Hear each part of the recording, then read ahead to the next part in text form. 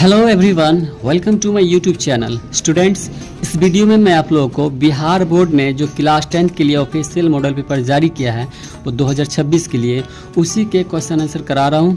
ठीक, तो इस वीडियो में आप देख सकते हैं कि केमिस्ट्री है, केमिस्ट्री का सिर्फ ऑब्जेक्टिव में करा रहा हूँ। पिछली वीडियो में मैंने फिजिक्स का ऑब्जेक्टिव करा रखा है। ठीक, तो स्टार्ट करते हैं फिर इसको। पहला क्वेश्चन क्या कह रहा है कि निम्न में यानी निम्नलिखित में किसका अर्थ जल होता है। ये ऑप्शन 4 दिया हुआ है। पहला है कि पेट्रो, दूसरा टर्बो, तीसरा नाइट्रो, चौथा हाइड्रो। तो स्टार देके मैंने यहाँ लिख रखा है और उसको हाईलाइट भी किया मैंने ताकि आपको आसान हो। ठीक है, हाइड्रो का अर्थ जल होता है। Is that clear? नेक्स्ट आगे की ओर बढ़ते हैं। क्वेश्चन क्या कह रहा है कि निम्नलिखित में कौन सा युग्म एकल विस्थापन अभिक्रिया प्रदर्शित करता है। तो एकल विस्थापन अभिक्रिया की बात हो रही है। ज़्यादा बड़ा परिभाषा मैं दूंगा नहीं, बस एक छोटा सा कि अधिक अभिक्रियाशील, जो कि ज़्यादा क्रियाशील है पदार्थ, कम क्रियाशील पदार्थ को क्या करेगा, विस्थापित कर देगा, उसकी जगह ले लेगा वो।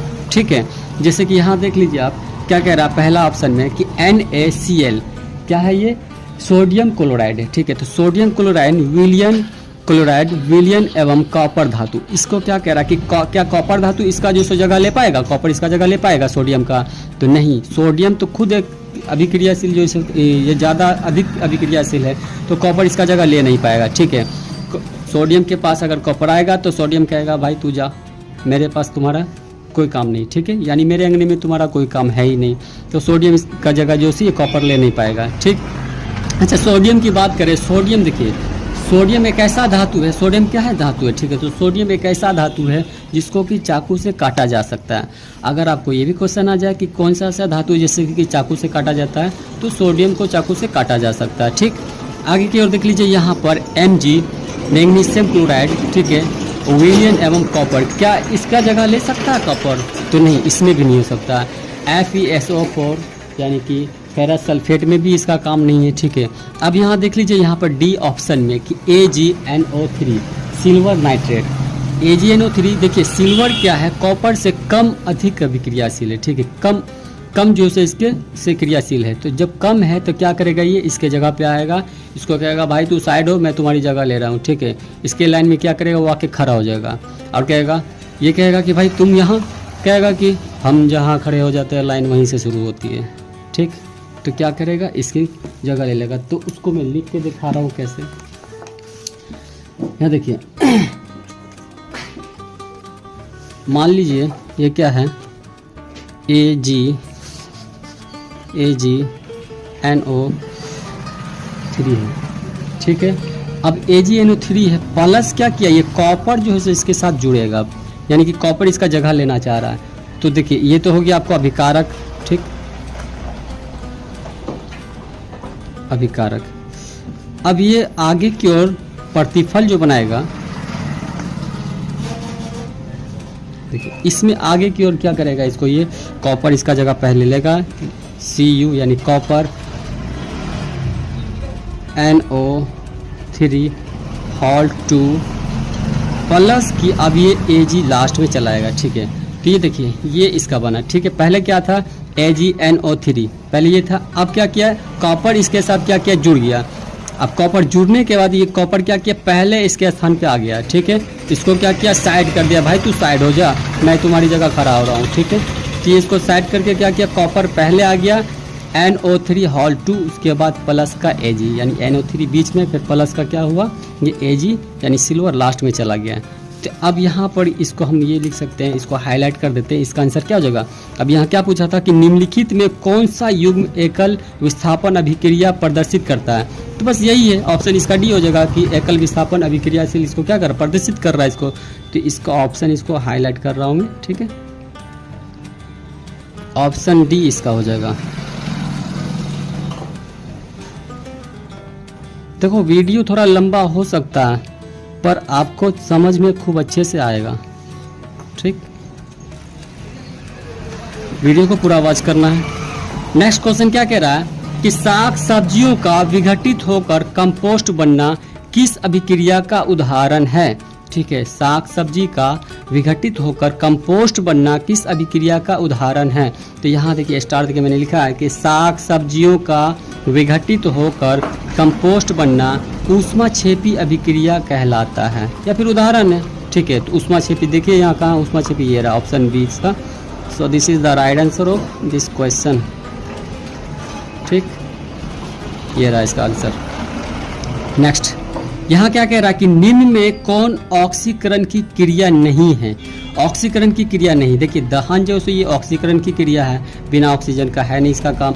ऑक्सीजन ये श्वसन, इसमें ऑक्सीजन का काम। ठीक है, भोजन का पाचन में, तो ऑक्सीकरण की अभिक्रिया इसमें क्या हो रही है, ऑक्सीकरण की क्रिया सब में है, दहन में है, श्वसन में है, भोजन का पाचन में है, पर अवक्षेपण में नहीं है। तो इसका आंसर क्या हो जाएगा, अवक्षेपण हो जाएगा। इसको मैं हाईलाइट कर दे रहा हूँ। ठीक, इसका आंसर ये हो जाएगा अवक्षेपण।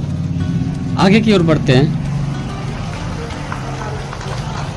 देखिए क्वेश्चन क्या है कि ग्लूकोज का रासायनिक सूत्र क्या है। ग्लूकोज का रासायनिक सूत्र पूछ रहा है, तो ऑप्शन ए में दिया C2H5OH, या फिर C6 यानी कार्बन 6, हाइड्रोजन 6, ऑक्सीजन 6।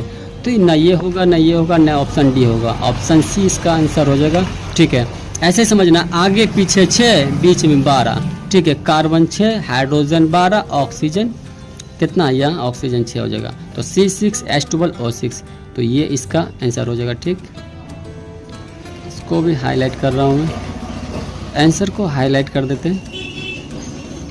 ठीक है, उसके बाद देखिए एक दो ठो एक्स्ट्रा भी मैंने दे रखा है यहाँ पर। क्या है, चीनी का अगर पूछेगा कि चीनी का रासायनिक सूत्र बताओ, तो चीनी का क्या हो जाएगा, C12H22O11। ठीक, चीनी का ये हो जाएगा।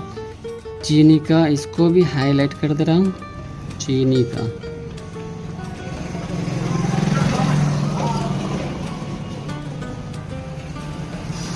अब देख लीजिए, अगर पूछे संगमरमर का, तो ये रहा संगमरमर का रासायनिक सूत्र।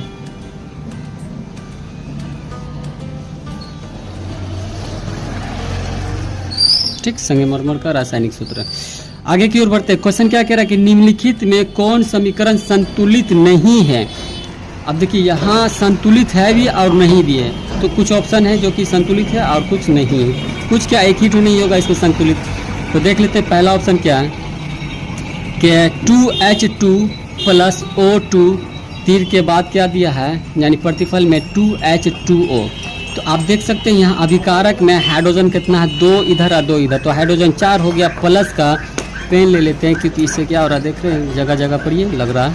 ठीक, तो हाइड्रोजन यहाँ पे 4 हो गया, प्लस का ऑक्सीजन यहाँ पे 2 हो गया। प्रतिफल में देख लीजिए, यहाँ पे 2 दूनी 4 हाइड्रोजन हो गया। ऑक्सीजन भी यहाँ से क्या किया, ये इसको गुना कर लिया, इसको क्या किया, गुना कर लिया, तो ऑक्सीजन भी 2। ठीक है, हाइड्रोजन 4 ऑक्सीजन 2, हाइड्रोजन 4 ऑक्सीजन 2, यानी कि ये हमारा संतुलित है। ठीक, उसके बाद देख लीजिए यहाँ पर K फॉर पोटेशियम, पोटेशियम 2 है यहाँ पर, क्लोरीन यहाँ पर 2 है, ऑक्सीजन यहाँ पर 3, तो यहाँ है। अब 2 क्या कर रहा है, इसे यहाँ पर देखिए हाथ का इशारा मेरा, ये क्या कर रहा है, इसे गुना कर रहा है। ठीक है, तो 2 तिया 6 ऑक्सीजन हो गया। इधर देखिए तीर के बाद कि पोटेशियम यहाँ पे 2 है, क्लोरीन यहाँ 2 है, प्लस के बाद देखिए ऑक्सीजन यहाँ पर 3, तो यहाँ है 2, यहाँ 3 दूनी 6, यानी oxygen 6, potassium 2, chlorine 2, oxygen 6, potassium 2, chlorine 2। तो ये तो संतुलित है। अब यहाँ देख लेते हैं सी में कि हाइड्रोजन 2 प्लस का क्लोरीन 2। अब यहाँ देख लीजिए हाइड्रोजन 2, अब क्लोरीन जो है यहाँ इससे क्या कर रहा है, गुना कर रहा है, तो ये भी 2, तो यानी ये भी संतुलित है। अब यहाँ देख लेते हैं Pb यानी लेड, इसको कहते हैं लेड, हॉल्ट टू NO3। देखिए नाइट्रोजन यहाँ पर अगर हम देख सकते हैं, तो नाइट्रोजन कितना यहाँ पर 2 है, ये 2 देख रहे हैं, ये नाइट्रोजन का है 2। ऑक्सीजन देखिए दोनों का है, ऑक्सीजन दोनों का है, पहला तो 3 यहाँ गुना करके 2 यहाँ, तो 3 दूनी 6 हो गया। तो ऑक्सीजन कितना हो गया यहाँ पे, 6 हो गया। उसके बाद तीर के बाद देख सकते हैं आप यहाँ पर Pb यहाँ पर कितना है 1, ऑक्सीजन यहाँ पर कितना है 1। उसके बाद देख लीजिए आप यहाँ पे नाइट्रोजन कितना है, नाइट्रोजन यहाँ पर 1 है। उसके बाद ऑक्सीजन यहाँ पे 2 है, ऑक्सीजन यहाँ भी 2 है। तो ऑक्सीजन पहले आप गिनिए, यहाँ पे ऑक्सीजन कितना हो रहा है, 3 दूनी 6, और ऑक्सीजन यहाँ पर कितना हो रहा है देख लीजिए, 2 तो यहाँ प्लस 2 यहाँ, ऑक्सीजन 4 ही हो रहा है। अब 4 ऑक्सीजन को क्या करना है हम लोग को, 6 बनाना है। तो 6 बनाने के लिए अगर 2 यहाँ पर दे देते हैं, ठीक, 2 यहाँ पे दे दिए, तो ऑक्सीजन कितना हो गया, 2 यहाँ हो गया, प्लस 2 यहाँ 4 हो गया, और 2 यहाँ हो गया 6 हो गया। पर देखिए यहाँ पे Pb लेड कितना हो गया, 2 हो गया, तो 2 को हम यहाँ भी लिखेंगे ताकि लेड क्या होगा, बराबर हो जाएगा। ठीक, तो लेड यहाँ भी बराबर हो गया। अब देखना यहाँ पे कि नाइट्रोजन की संख्या बढ़ गई। अब यहाँ पे कैसे बढ़ गई भाई, तो यहाँ देखिए कि नाइट्रोजन इससे क्या किया, गुना कर लिया, तो 2 नाइट्रोजन ही, 2 यहाँ पे कितना हो गया, 4 हो गया। ये बेचारा अकेला पड़ा है, तो इसको क्यों अकेला रहने देना, इसको भी 4 कर देना है। ठीक, इसको भी 4 कर देना है। तो हमारा समीकरण यहाँ पे संतुलित हो चुका है। ठीक है, पूरा का पूरा ये समीकरण संतुलित, तो इसका आंसर यही हो जाएगा। ठीक है, इसको हाईलाइट कर रहे हैं।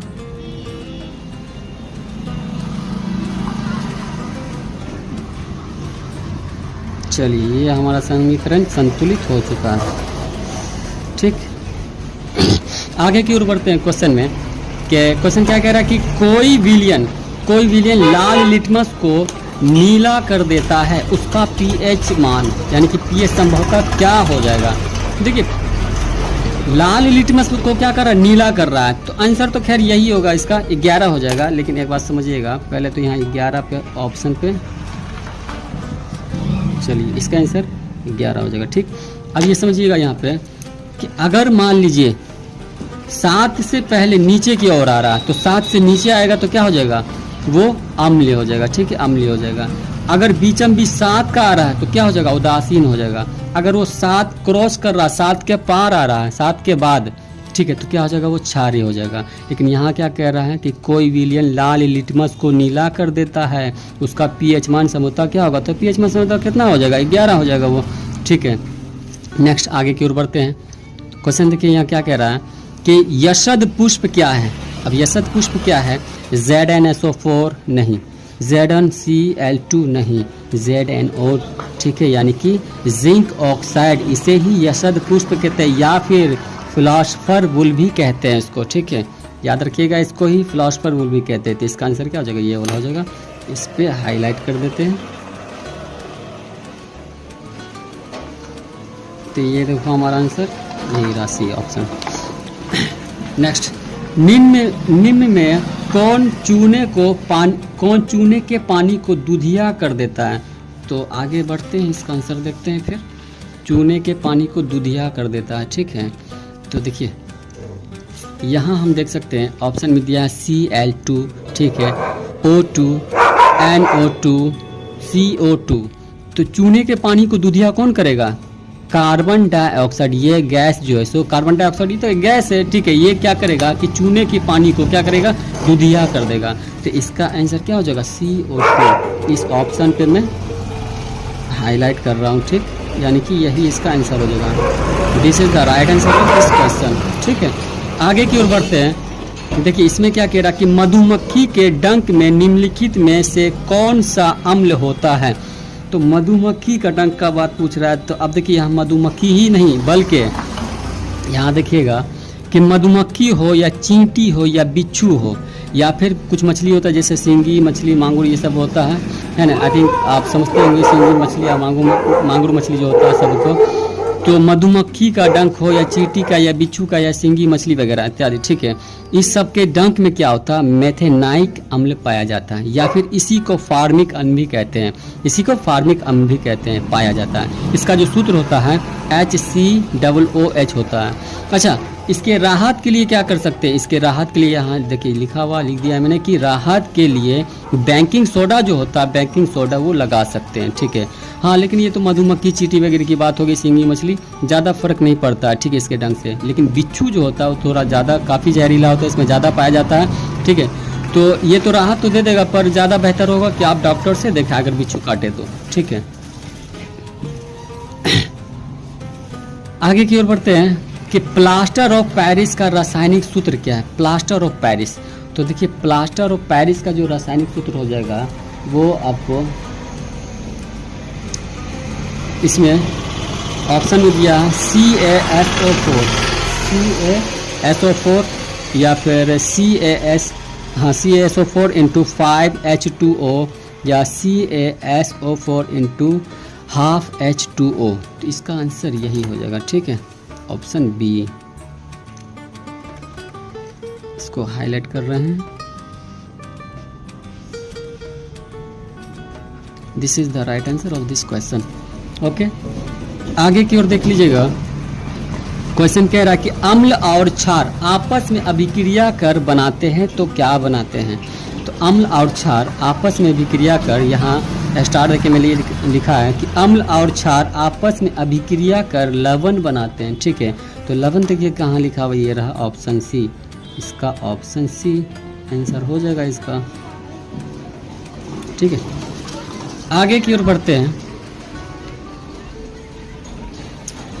देखिए क्वेश्चन क्या कह रहा है कि निम्नलिखित में किस तत्व में संयोजी इलेक्ट्रॉनों की संख्या सबसे अधिक होती है। संयोजी इलेक्ट्रॉनों की संख्या सबसे अधिक होती है, ठीक है।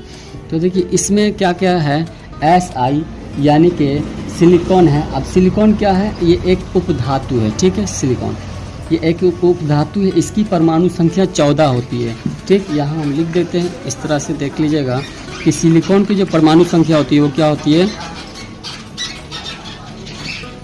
Si सिलिकॉन परमाणु संख्या, इसकी जो परमाणु संख्या होती है वो 14 होती है, ठीक, 14। अब इसमें देख लीजिए आप कैसे हो रहा है 14 कि 2 और 8 और क्या हो गया 4। तो क्वेश्चन पहले पढ़ना है कि निम्नलिखित में किस तत्व में संयोजी इलेक्ट्रॉनों की संख्या सबसे अधिक है। ये बाहरी जो है सो संयोजी इलेक्ट्रॉन बाहरी वाला देख सकते हैं यहाँ पर, इसका कितना है 4 है, ठीक। आगे की ओर देख लेते हैं Al यानी कि एल्यूमिनियम का देख लेते हैं। Al में अब एल्यूमिनियम में जो है सो इसका जो होता है परमाणु संख्या इसका 13 होता है, ठीक है। तो 13 जो होता है तो 2 और 8 और 3, तो इसका क्या हो गया 3 हो गया, तो यानी इससे तो ज़्यादा इसी में है, ठीक है। उसके बाद देख लेते हैं कौन सा है, उसके बाद सी में क्या P दिया है, ठीक, P दिया है। अब P क्या फास्फोरस है। अच्छा ये एल्यूमिनियम क्या है, एल्यूमिनियम जो है तो ये एक धातु है, ठीक, एल्यूमिनियम धातु है। अब देखिए फास्फोरस ये क्या है, अधातु है, फास्फोरस अधातु है। तो अधातु इसकी जो परमाणु संख्या है, इसकी परमाणु संख्या ये 15 है, ठीक, इसकी परमाणु संख्या 15 है। 2 8 और बाहरी इलेक्ट्रॉन में ये रहा 5 इसका, ठीक है। तो 5 इसका तो देख सकते हैं इससे ज़्यादा और इससे भी ज़्यादा है 5 इसका। लास्ट बच गया कौन सा, ये सोडियम का। सोडियम का तो खैर 11 होता है, छोड़ देते उसको नहीं लिखते क्योंकि उसका 11 होता है, ठीक है। तो आप समझ गए, यहाँ पर देख लीजिए कि इसका सबसे ज़्यादा जो है सो किसका है, फास्फोरस का, यानी कि P का है, ठीक है। इसका कितना 5 है। तो इस पे जो है सो आंसर पे टिक आउट करेंगे, यानी कि ये हमारा सही आंसर हो जाएगा P फास्फोरस, ठीक है, इसका आंसर। देखिए इस क्वेश्चन में क्या कह रहा है कि क्यूप्राइट निम्नांकित में किस धातु का अयस्क है, ठीक है। पहला ऑप्शन दिया है Ag यानी कि मरकरी या फिर इसको पारा भी कह सकते हैं। दूसरा ऑप्शन दिया है Zn यानी कि जिंक। तीसरा ऑप्शन दिया है Cu यानी कि कॉपर। चौथा दिया है Al यानी कि एल्यूमिनियम। तो इसको तो हाईलाइट कर दिया मैंने कि कॉपर होगा इसका आंसर। लेकिन देखिए स्टार देखिए मैंने यहाँ लिखा है कि क्यूप्राइट, तो कॉपर यानी कि तांबा का अयस्क है। क्यूप्राइट क्या है, क्वेश्चन क्या कहा है कि क्यूप्राइट निम्नांकित में किस धातु का अयस्क है, तो क्यूप्राइट जो सो कॉपर का अयस्क है, ठीक। उसके बाद अब देखिए क्यूप्राइट का जो रासायनिक सूत्र वो है क्या, Cu2O, ठीक। यानी कि ये क्या है, एक संक्रमण धातु है ये। इसकी परमाणु संख्या कितनी है 29, 29 है इसकी परमाणु संख्या। नेक्स्ट अगला क्वेश्चन है कि ऑक्सीजन की संयोजकता होती है, ऑक्सीजन की संयोजकता क्या होती है। पहला दिया है A, दूसरा 0, तीसरा 2, चौथा दिया है यहाँ पे 3 दिया है, ठीक है। तो ऑक्सीजन की जो संयोजकता हो जाएगी वो 2 होगी, ठीक है, 2 हो जाएगी। यहाँ देख सकते हैं कि ऑक्सीजन की संयोजकता 2 होती है। O2 को ही हम लोग ऑक्सीजन को O2 से सूचित करते हैं या फिर सिर्फ O से भी, ठीक। आगे की ओर देखते हैं, क्वेश्चन कह रहा है कि गंधक की परमाणु संख्या क्या है। गंधक को हम लोग सल्फर भी कहते हैं इंग्लिश में, ठीक है। गंधक की परमाणु संख्या, तो गंधक की जो परमाणु संख्या हो जाएगी वो 16 यानी कि ये हो जाएगा 16 हो जाएगा। तो इसको हाईलाइट कर देते हैं। गंधक की परमाणु संख्या कितनी होगी, 16 होगी, ठीक है। अब इसको स्टार देके मैंने लिखा है कि गंधक या फिर सल्फर की परमाणु संख्या 16 तथा इसका जो रासायनिक प्रतीक होता है जिसको सूचित करते हैं वो S से सूचित करते हैं, इसको S फॉर सल्फर। आगे की ओर बढ़ते हैं। देखिए क्वेश्चन क्या कह रहा है कि अभिक्रियाशील समूह 2 बॉन्ड दिया इसमें CO का, को कहते हैं, क्या कहते हैं।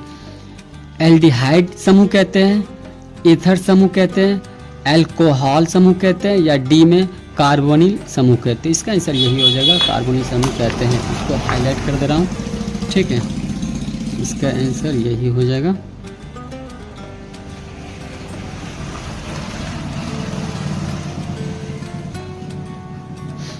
के कार्बोनिल समूह कहते हैं इसको, ठीक है।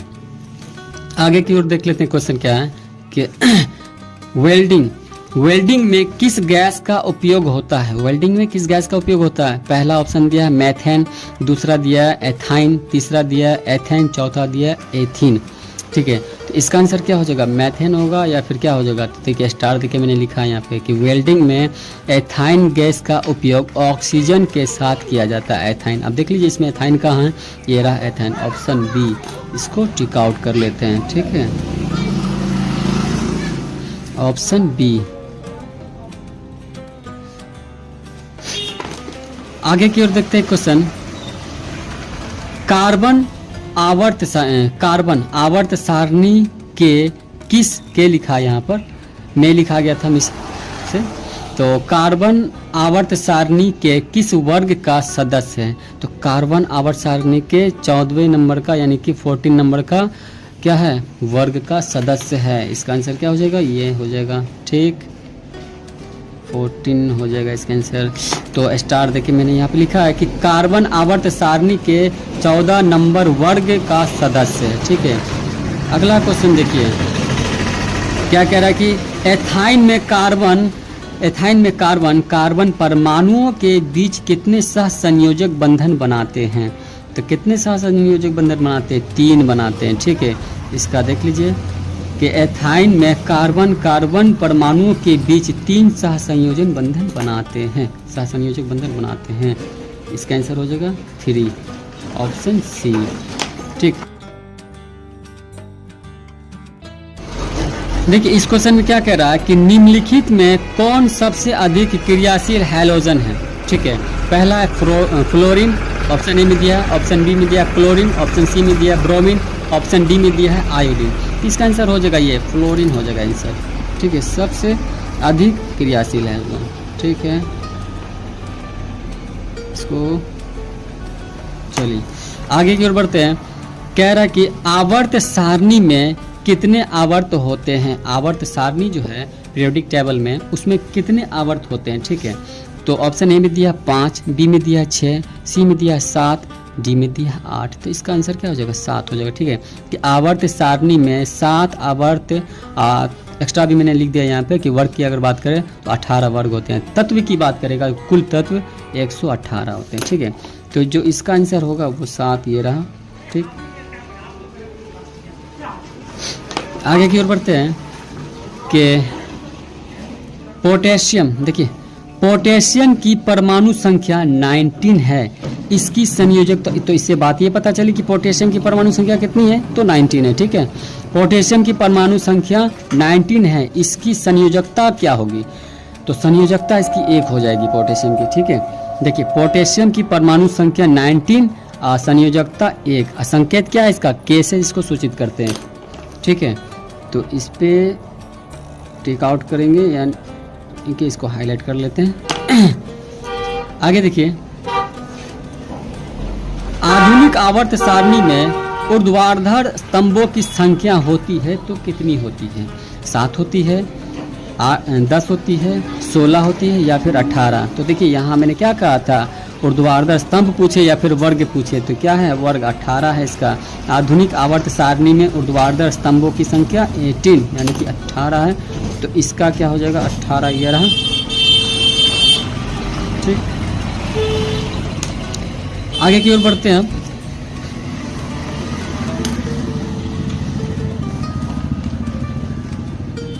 देखिए इसका क्या है कि निम्नांकित संकेतों द्वारा व्यक्त तत्वों में कौन सा धातु है? बताना है कि कौन सा धातु है।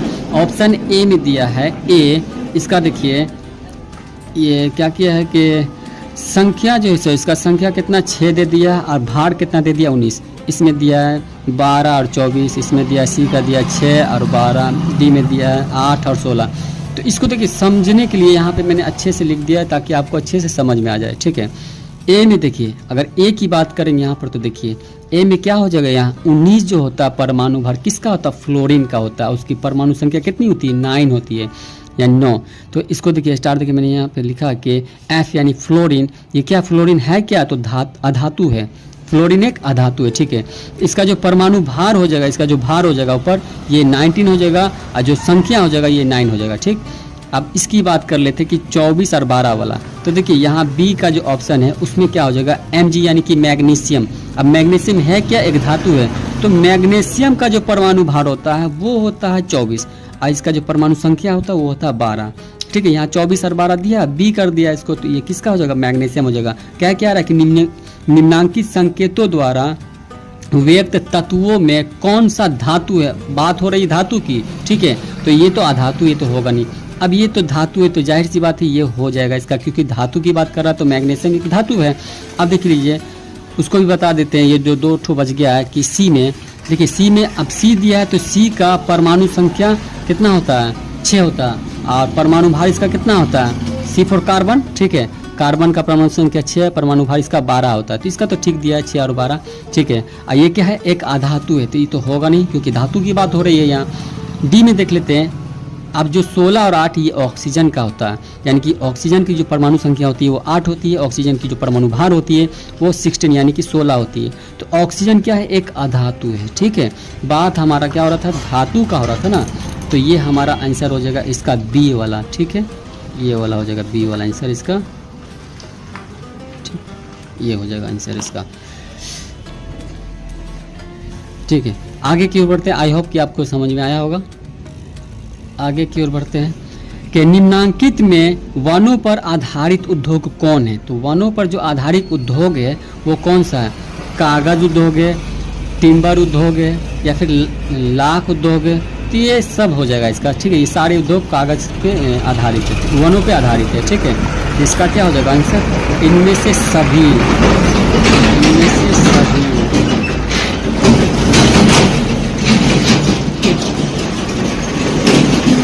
आगे की ओर देख लेते हैं कि सिंचाई के लिए पौधों को ठीक जड़ों से समीप जल पहुँचे, ठीक जड़ों के समीप जल पहुँचने की तकनीक है।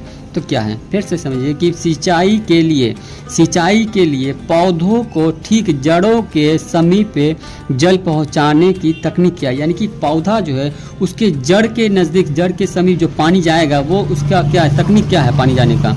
तो तकनीक आप देख लीजिए, ऑप्शन ए में दिया है वर्षा जल से सिंचाई। ठीक, दूसरा क्या किया है कि यांत्रिक छिड़काव। ठीक, चौथा क्या, तीसरा क्या दिया है, टपकन सिंचाई एंड नहर से सिंचाई। तो इसका उत्तर क्या हो जाएगा, इसका टपकन सिंचाई हो जाएगा। टपकन सिंचाई जो है पौधे की जड़ों के समीप जल जो है पहुँचाता है वो। ठीक है, तो इसका आंसर यही हो जाएगा, टपकन सिंचाई। टपकन सिंचाई इसका आंसर हो जाएगा। एंड लास्ट क्वेश्चन है, देखिए ये क्वेश्चन क्या कह रहा है कि उत्तराखंड में चिपकू आंदोलन किस वर्ष में आरंभ हुआ था, यानी कि चिपकू आंदोलन की जो शुरुआत हुई थी वो कब हुई थी। तो ऑप्शन ए में दिया है 1971 में, या बी में दिया है 1973 में, सी में दिया है 1981 में, डी में दिया है 1988 में। तो देखिए उत्तराखंड में जो चिपकू आंदोलन हुआ था वो पेड़ों के बचाव के लिए किया गया था। ठीक है, इसमें काफ़ी सारी महिलाओं ने भी जो सो भाग लिया था इसमें। अब महिलाएं क्या की थी कि पेड़ से चिपक गई थी, सारी महिलाएं पेड़ से चिपक जाती थी कि पेड़ को कोई काटे ना। ठीक है, तो ये जो आंदोलन स्टार्ट हुआ था, अगर ये पूछे कि किसके नेतृत्व में उस टाइम में हुआ था, तो ये जो हुआ था सुंदरलाल बहुगुण के नेतृत्व में हुआ था चिपकू आंदोलन। ठीक है, तो ये हुआ कब था, तो इसका जो राइट आंसर हो जाएगा तो 1971 यानी कि 1973 में इसका हुआ था। ठीक है, चिपकू आंदोलन। तो उत्तराखंड में चिपकू आंदोलन किस वर्ष हुआ था, तो 1973 में हुआ था। आई होप कि आपको वीडियो अच्छा लगा होगा और काफ़ी समझ में भी आया होगा। अगर वीडियो अच्छा लगा हो तो लाइक कीजिएगा और कमेंट कीजिएगा, और हमारे चैनल पे अगर नई पहली बार देख रहे हैं आप तो उसको सब्सक्राइब भी कर लीजिएगा, ताकि हमारा वीडियो अब तक, सब्सक्राइब करने के बाद बेल आइकन दबा दीजिएगा कि ताकि हमारा जो वीडियो है वो आप तक आसानी से पहुंच सके। So thanks for watching my video.